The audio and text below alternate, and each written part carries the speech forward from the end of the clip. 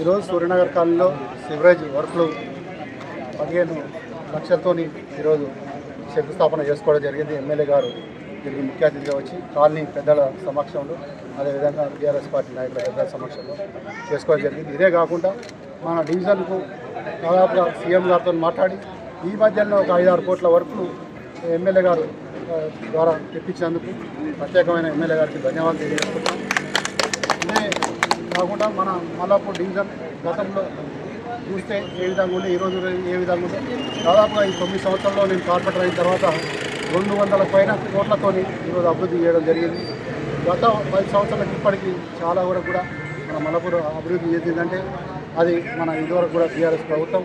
దానికి ఈ రోజున ఉన్న మన ఎమ్మెల్యే గారు కూడా దానికి సహకరించడంతో ప్రతి పనిలో కూడా మనం ముందుంటున్నాం.